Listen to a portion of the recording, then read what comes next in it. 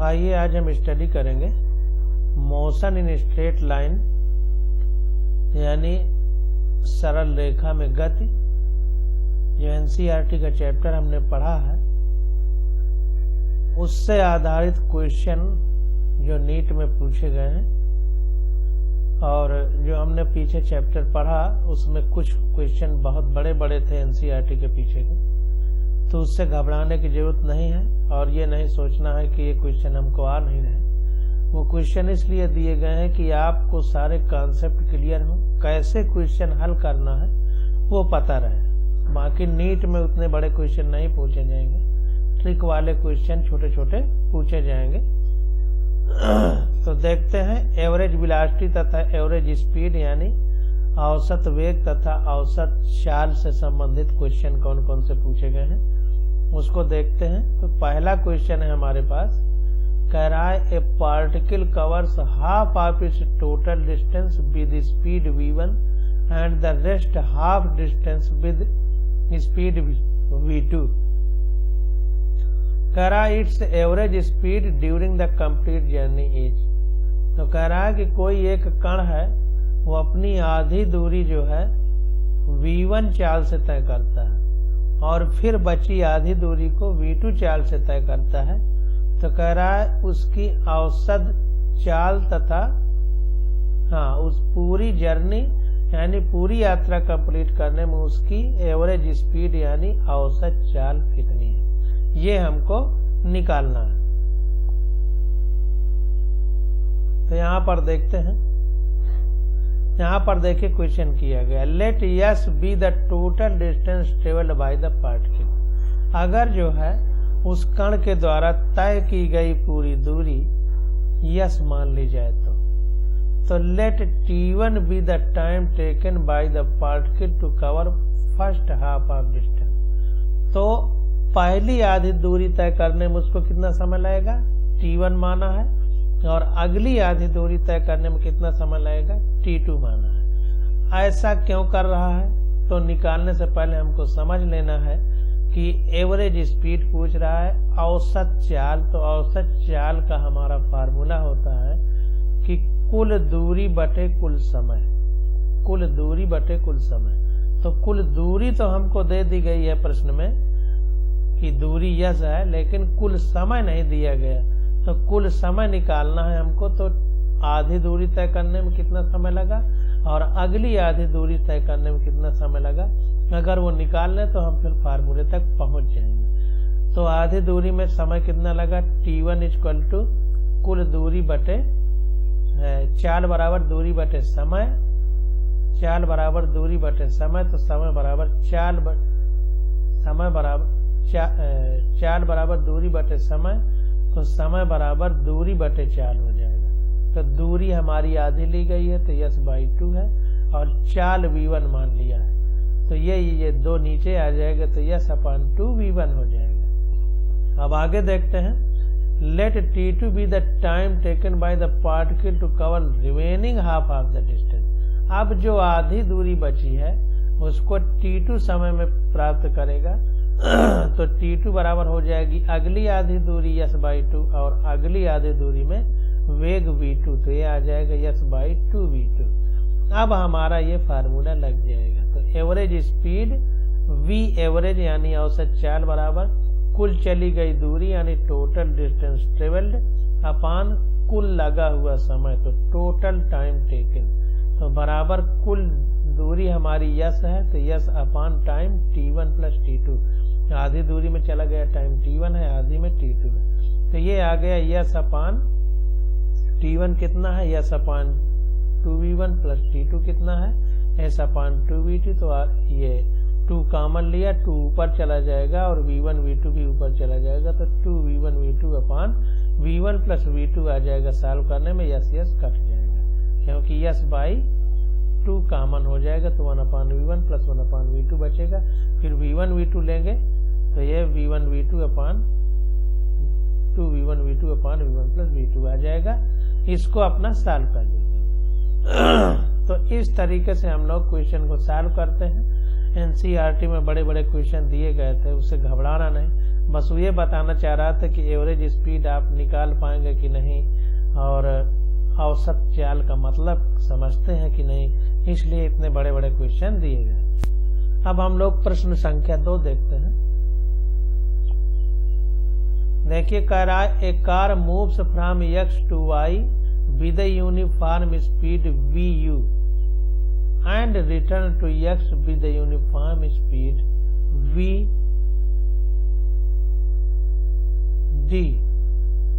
vd दिया है लौटते समय। The average speed for this round trip is, कह रहा है कोई कार है वो x से y तक एक समान वेग से चल रही है। यूनिफॉर्म स्पीड का मतलब एक समान चाल से चल रही है, एक समान चाल से। तो कह रहा है कि अगर वो x से y तक vu चाल से गई और फिर y से x में लौट आई vd चाल से, तो कह रहा है कि एवरेज स्पीड क्या होगी फॉर दिस राउंड ट्रिप, इस वापस आने में और जाने में मतलब कितना उसकी एवरेज स्पीड होगी। तो फिर देखिए एवरेज स्पीड ही हमसे पूछा यानी औसत चाल, तो फिर देखिए इसको निकालते हैं। आप देखिए एवरेज स्पीड यानी औसत चाल का फार्मूला होता है कुल चली गई दूरी यानी टोटल डिस्टेंस ट्रेवल्ड अपॉन कुल लगा हुआ समय यानी टोटल टाइम टेकन।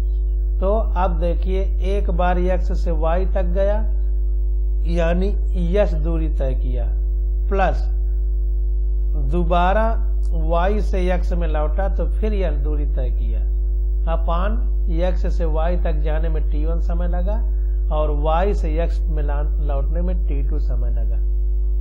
अब देखिए चूंकि एक समान चाल से वो कार चल रही है, इससे ये पता है कि x से y तक जाने में भी उतना समय लगेगा और y से x तक लौटने में भी उतना ही समय लगेगा।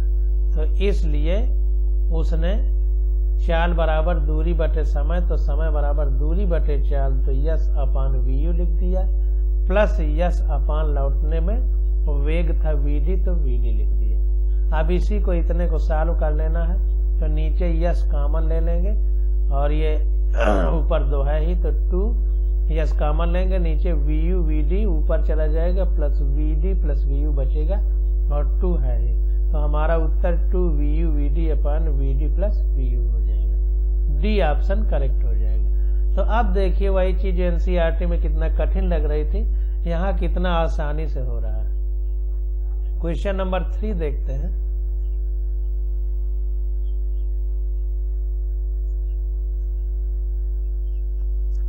कह रहा है a car runs at a constant speed on a circular track of radius 100 metre. एक कार है वो एक वृत्ताकार पथ पर चल रही है, कांस्टेंट स्पीड, इन बातों को ध्यान देना है कि उसका वेग नियत है, कांस्टेंट वेग से चल रही है और सर्कुलर ट्रैक है यानी वृत्ताकार पथ है, और उस वृत्ताकार पथ की रेडियस त्रिज्या यानी 100 मीटर है, टेकिंग 62.8 सेकेंड, और उस पूरी त्रिज्या को कवर करने पर यानी जहां से चली सी वहीं फिर लौटने पर समय कितना लग रहा है 62.8 second. For every circular lap, प्रत्येक वृत्ताकार लूप को कवर करने में। कह रहा है the average velocity and average speed for each circular trap respectively. तो औसत चाल और औसत वेग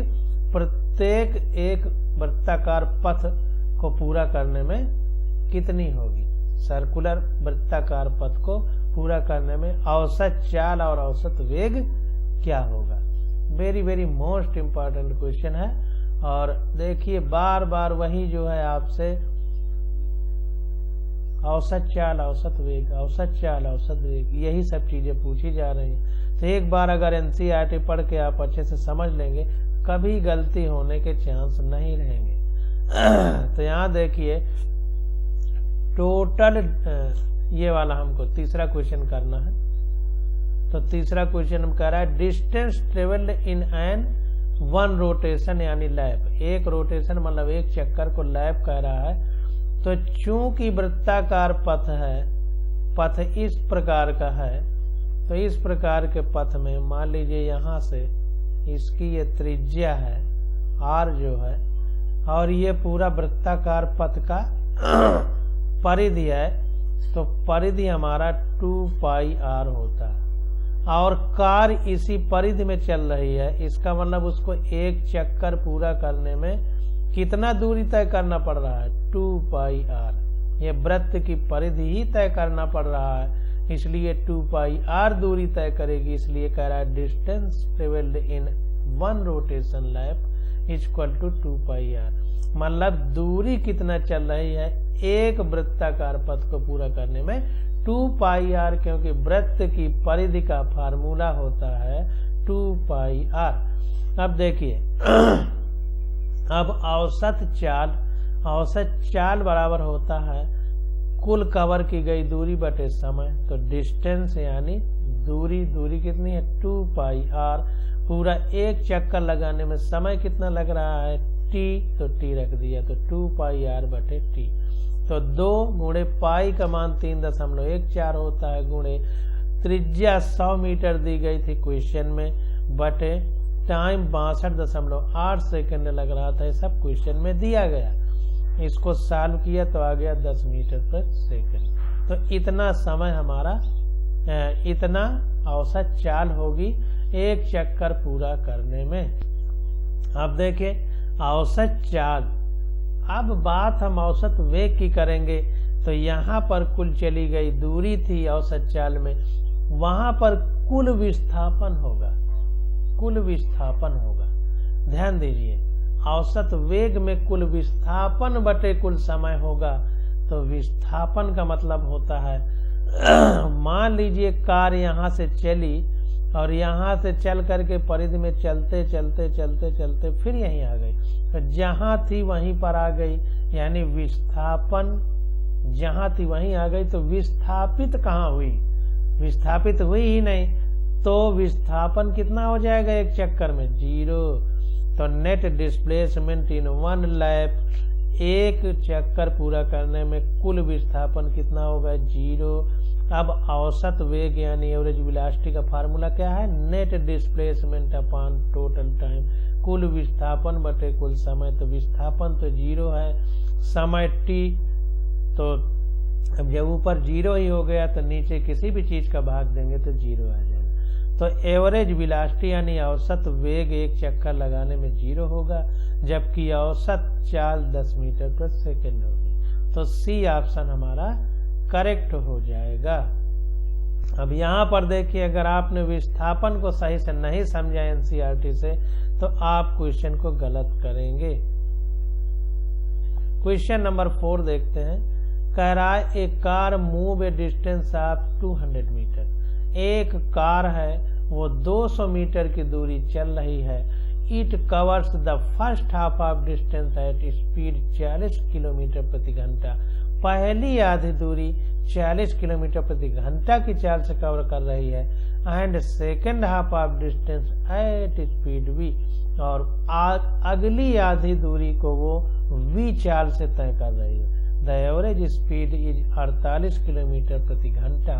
अगर उसकी औसत चाल 48 किलोमीटर प्रति घंटा है तो v का मान कितना होगा। जैसे ऊपर निकाला था तो हम एवरेज स्पीड v निकालते थे, यहाँ पे एवरेज स्पीड दे दिया है, बाकी आधे चलने में जो स्पीड है वो पूछ रहा है। बहुत ही आसान क्वेश्चन है अगर आपने एनसीईआरटी को अच्छे से पढ़ा है तो। अब देखिए टोटल डिस्टेंस ट्रेवल्ड हमको 200 मीटर दे दिया गया है, और टोटल टाइम टेकन जैसे हम पहले लगा रहे थे वैसे फिर लगाएंगे। कुल लगा हुआ समय बराबर चाल बराबर दूरी बटे समय, तो समय बराबर दूरी बटे चाल। तो दूरियां 2 भाग में डिवाइड है, आधी दूरी के लिए ये है, आधी दूरी के लिए ये है। तो समय बराबर दूरी बटे चाल। तो दूरी हमारी 100 मीटर है, क्योंकि पूरी 200 है तो आधी 100 हो गई, क्योंकि आधी दूरी चलने में वो किस वेग से चलता है 40, किस चाल से 40 मीटर पर सेकंड। तो 100 बटे 40 हो गया, प्लस आधी 100 मीटर की दूरी v वेग से चलता है तो v हो गया। अब ये टोटल टाइम टेकन। अब एवरेज स्पीड यानी औसत चाल बराबर टोटल डिस्टेंस ट्रेवल्ड, कुल चली गई दूरी बटे टोटल टाइम टेकन, कुल लिया गया समय। तो औसत चाल हमको दे दी गई है क्वेश्चन में 48 मीटर पर सेकंड। टोटल डिस्टेंस 200 मीटर है अपान टोटल टाइम, तो आधे में चला गया टाइम 100/40 प्लस आधे में चला गया 100/20, ये टोटल टाइम निकाल लिया गया। तो ये आ जाएगा 48 बराबर 2/1/40 प्लस 1/20। तो ये अब हमारा इधर आएगा तो गुणा हो जाएगा, तो 1/40 प्लस 1/20 बराबर, अब ये इधर चला जाएगा तो 2 में कटेगा तो 24 हो जाएगा, तो 1/24 लिख दिया, यानी 1/20। अब ये पूरा इधर चला जाएगा तो 1/24 माइनस 1/40 हो जाएगा, बराबर इसको सिंपल करेंगे तो 120 जो है इसका वो करके लेंगे लघुत्तम समापवर्त महत्तम समापवर्त जैसे करते थे, तो 120 हो जाएगा। तो ये कटेगा तो 24 पंचे 120, तो 5 माइनस 40 3 120, तो -3 हो जाएगा। तो ये 3 में 2 घटेगा, तो ये 2/120 आएगा, और 2/120 को काटेंगे तो 1/60 आ जाएगा। तो ये 1/v 160, तो v बराबर 60 किलोमीटर प्रति घंटा की दूसरे आधी दूरी तय करने में वो चलेगा। तो 4 का हमारा बी वाला ऑप्शन करेक्ट हो गया। देखिए सारे क्वेश्चन बिल्कुल उसी तरह लग रहे हैं, केवल एक बार आप फंडा समझ लीजिए। 5वां क्वेश्चन देखते हैं। कह रहा है bus travelling the first 1/3 distance at a speed of 40 kilometre प्रति घंटा। कह रहा है पहली तिहाई, अब देखिए अभी तक आधी आधी पूछ रहा था, अब तिहाई कह रहा है, तो पहली तिहाई दूरी तय कर रही है 10 किलोमीटर प्रति घंटा से, और अगली तिहाई 20 किलोमीटर प्रति घंटा से, और लास्ट तिहाई 60 किलोमीटर प्रति घंटा से। तो औसत चाल निकालना है उस बस की। अब 3 भागों में डिवाइड कर दिया, कितना आसान है, फिर से देखिए कितना आसानी से करेंगे इसको। तो देखिए फिर से वही फार्मूला, टोटल डिस्टेंस ट्रेवल कितनी है, यस, मान लीजिए कुल दूरी यस है। अब टोटल टाइम टेकन, अब कुल समय लेंगे तो 3 भागों में समय लग रहा है पहली तिहाई में। तो चाल बराबर दूरी बटे समय, तो समय बराबर दूरी बटे चाल, तो दूरी पहली तिहाई में यस बटे 3 हो जाएगा क्योंकि 3वां भाग है, और कितनी स्पीड से चल रही थी 10 मीटर पर सेकंड से, फिर अगले तिहाई में 20 मीटर से, फिर अगले तिहाई में 60 मीटर पर सेकंड से चल रही थी। तो तीनों भागों में दूरी बटे चाल कर दिया गया, तो टोटल इनको जोड़ दिया गया तो टोटल समय आ गया। टोटल समय आ गया तीनों भाग में जो बस चल रही है। अब इसको सिंपल कर लेंगे तो यस बटे 30 आ जाएगा, 3 नीचे जाएगा, ये यस बटे 60 हो जाएगा, ये 3 का गुणा होगा 60 में, तो यस बटे 180 हो जाएगा। अब 180 इसमें कॉमन लिया तो ये भाग जाएगा, तो ये हो जाएगा 6 3 18, 6 ये हो जाएगा 6 का 18, 3 ये हो जाएगा 1, तो 6 3 1 6 3 9 1 10, तो 10 यस अपान 180 ये कट जाएगा, तो यस बटे 18। अब औसत चाल एवरेज स्पीड का फार्मूला होता है टोटल डिस्टेंस ट्रेवल्ड, कुल तय की गई दूरी बटे टोटल टाइम टेकन, कुल लिया गया समय, बराबर टोटल डिस्टेंस ट्रेवल, हमारी पूरी दूरी को यस माना था, बटे टाइम टेकन कितना आ गया, टोटल टाइम टेकन कितना आ गया, यस बटे 18, यस बटे 18, तो यस यस कट जाएंगे, 18 ऊपर जाएगा, तो एवरेज स्पीड यानी औसत चाल आ जाएगी 18 किलोमीटर प्रति घंटा। तो हमारा सी ऑप्शन करेक्ट हो जाएगा। तो इस प्रकार से हम लोग क्वेश्चन करेंगे। अब देखिए हम लोग अगला क्वेश्चन देखते हैं, क्वेश्चन नंबर 6। बार बार उसी तरह के क्वेश्चन आ रहे हैं, घबराने की जरूरत नहीं है। कह रहा है a car covers the first half of distance between 2 places at 40 kilometre प्रति घंटा and other half are 60 kilometre प्रति घंटा। कह रहा है एक कार चल रही है, वो पहली आधी दूरी 40 किलोमीटर प्रति घंटा से कवर करती है और अगली आधी दूरी 60 किलोमीटर प्रति घंटा से कवर कर रही है।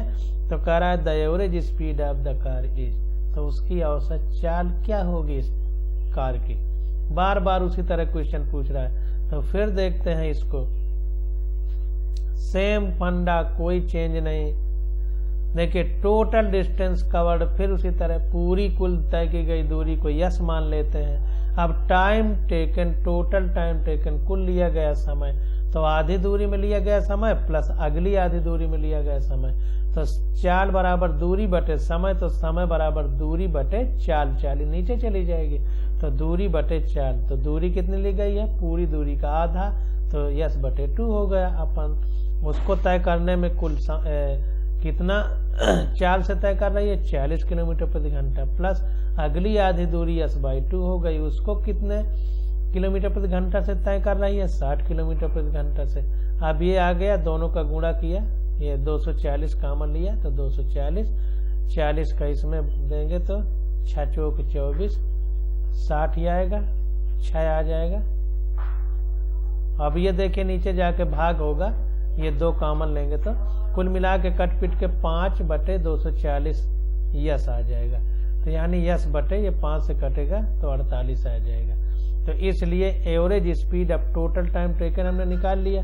अब औसत चाल का फार्मूला होता है टोटल डिस्टेंस ट्रेवल, कुल तय किया गया दूरी बटे कुल लगा हुआ समय। तो कुल दूरी कितनी थी, यस बटे कुल समय कितना लगा, ये निकाल लिया, तो यस बटे 48, यस यस कट जाएंगे, ये ऊपर चला जाएगा, तो 48 किलोमीटर प्रति घंटा औसत चाल आ जाएगी उस बस की। 6 का बी ऑप्शन हमारा करेक्ट हो जाएगा। देखिए सारे क्वेश्चनों में बिल्कुल उसी तरह किया गया है। अगर आप समझदार हैं तो बिना परेशान हुए सारे क्वेश्चन आप आसानी से हल कर सकते हैं। क्वेश्चन नंबर 7 देखते हैं।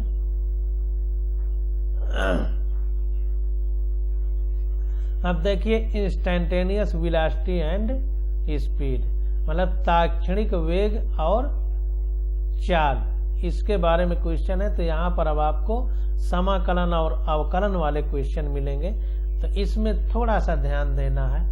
अगर थोड़ा सा आप ध्यान दे के काम करेंगे तो ये भी बहुत आसान है। तो कह रहा है 2 car P and Q start from A point at the same time. कह रहा है 2 कार हैं, P और Q जो है एक ही बिंदु से वो स्टार्ट करती हैं चलना और एक ही समय पर, सेम टाइम पर, इन ए स्ट्रेट लाइन, सीधी रेखा में चलते हैं, यानी एक विमीय गति है, 1 डायमेंशनल मोशन है। And their position are represented by, और उनकी जो स्थिति है उसको इस प्रकार से बताया जा रहा है, एक्स पी टी बराबर A T plus B T square, मतलब स्थिति समय के रेस्पेक्ट में कितना है, A T plus B T square. अगली गाड़ी जो क्यू है उसकी एक्स क्यू टी बराबर F T minus T square, ये जो है स्थिति बता रहा है। At what time do the car have the same velocity, तो कह रहा है किस समय पर जो है कार की वेलोसिटी सेम होगी, ये हमको निकालना है। तो इसको देखते हैं। तो यहां पर देखें, position of the car P at any time T is, किसी भी समय पर जो कार की पोजीशन P है वो क्वेश्चन में दे दिया है, या किसी भी समय पर दिया गया है, कोई समय निर्धारित नहीं हमको बताया गया। तो एक्स पी टी, एक्स का मतलब पोजीशन, स्थिति बता रहा है, तो वही कह रहा है position of car P at any time T is x P T बराबर A T plus B T square. और पोजीशन ऑफ कार P, अब वेग कितना हो जाएगा, हाँ ये वेग कितना हो जाएगा, तो position of car P at any time T, ये क्वेश्चन में दे दिया गया है, एक्स पी टी बराबर A T plus B T square. अब जो है अगर हम उसका वेग निकालें तो वी पी टी यानी टी टाइम पर वेग कितना है, तो चली गई दूरी बटे लगा हुआ समय, तो चली गई दूरी कितनी है, x d x P t upon d t कह दिया। ये डी इसलिए लगाया क्योंकि बहुत सूक्ष्म है, बहुत सूक्ष्म के लिए डी लगाते थे, हमने एनसीईआरटी में पढ़ा। तो चली गई दूरी बटे चले गए समय, लेकिन वो अति सूक्ष्म है और इंस्टेंटेनियस टाइम है, और इंस्टेंटेनियस ताक्षणिक वाला हम पढ़ रहे हैं, तो D x P t upon d T हो जाएगा बराबर अब देखिए T x P t upon d T. अब इसको कैसे निकालेंगे? अब देखिए इसको समझना है। आपसे ऐसी चीजें पूछेगा कि जैसे स्थिति दे देगा, वेग पूछेगा, या स्थिति दे देगा, वेग फिर त्वरण, ऐसे क्रम से हमको आगे चलना है। स्थिति फिर वेग फिर त्वरण। तो अगर स्थिति दे दिया, वेग पूछ रहा है तो डिफरेंशिएशन करना है, यानी अवकलन करना है। और अगर जो है त्वरण दे दिया, वेग पूछ रहा है, ये देखिए तीर हमने इधर को लगाया, या वेग दे दिया है, स्थिति पूछ रहा है, तो हमको समाकलन करना है, इंटीग्रेशन। तो इन चीजों को समझना है। समाकलन अवकलन जो है गणित का विषय है, और इसको आप लोग दीपू सर से पूछिएगा, ज्यादा अच्छा बताएंगे।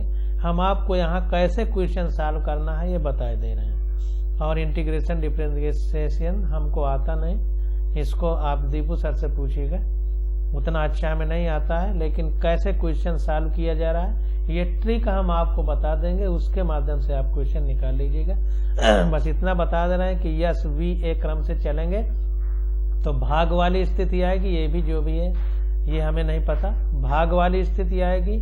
और अगर ए से वी से यस निकालेंगे, उल्टा चलेंगे तो गुणा वाली स्थिति आएगी। इसी गुणा भाग के आधार से हम लोग आपको बता देंगे। तो यहाँ भाग वाली स्थिति आएगी, बटे वाली। तो हम इसको बता दे रहे हैं कि कैसे ये निकाला गया। बाकी इंटीग्रेशन डिफरेंशिएशन आप अच्छे से पढ़िएगा। तो यहाँ पर देखते हैं। अब यहाँ पर देखिए स्थिति दे दिया है, वेग निकाल रहे हैं, तो भाग वाली स्थिति आएगी। तो चाल बराबर ये दूरी बटे समय, तो दूरी बटे समय वाला वही फार्मूला लगा दिया। अब देखिए यहाँ AT प्लस BT स्क्वायर है, तो हमने बताया भाग वाली स्थिति आएगी। तो T है, तो चूंकि T के रेस्पेक्ट में हम निकाल रहे हैं, यहाँ पर दूरी भी T के रेस्पेक्ट में है, तो T का यहाँ पर भाग में जाएगा, तो ये सिर्फ T बचेगा, T से T कटेगा। और यहाँ पर चूंकि T स्क्वायर है, तो जो स्क्वायर में होगा उसका पहले गुणा होगा, क्योंकि T का स्क्वायर करेंगे। और चीज बहुत छोटी है तो अंतर बहुत कम आएगा, लगभग मांग उतना ही आ जाएगा जितना 2 का गुणा करने में आएगा।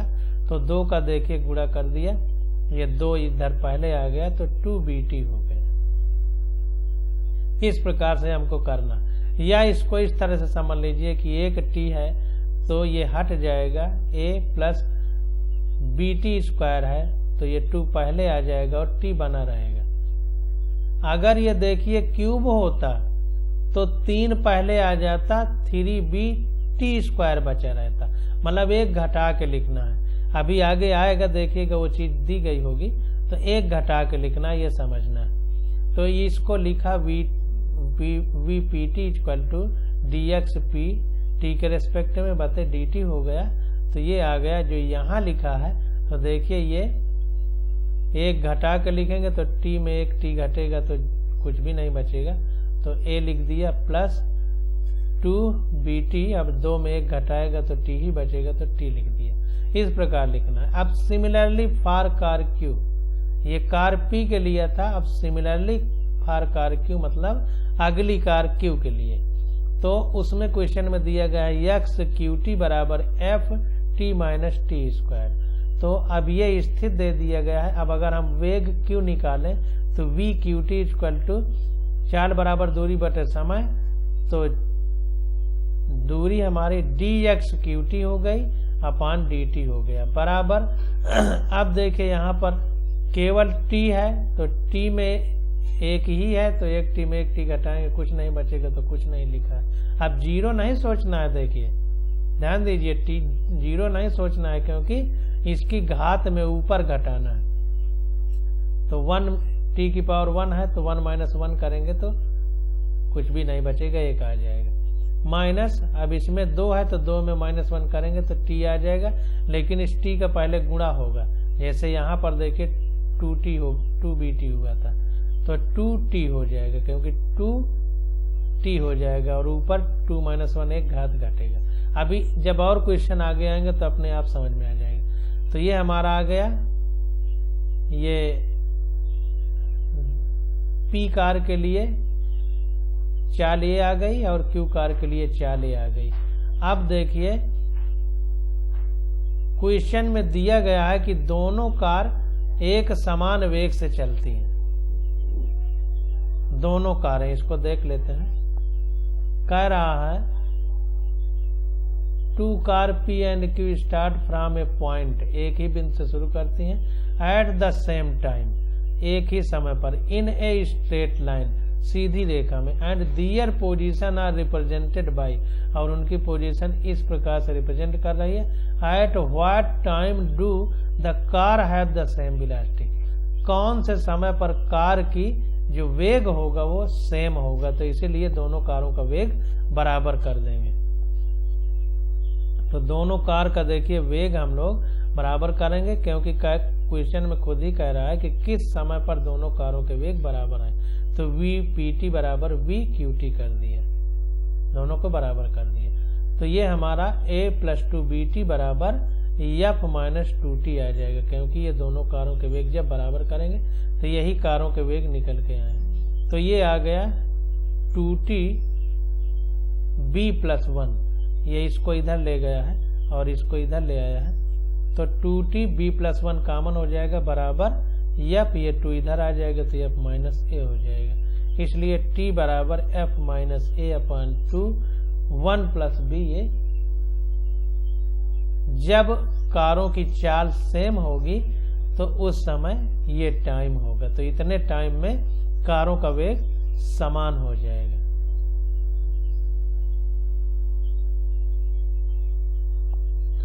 अब प्रश्न संख्या 8 आ जाता है। इसकी स्टडी अब हम लोग अगले लेक्चर में करेंगे।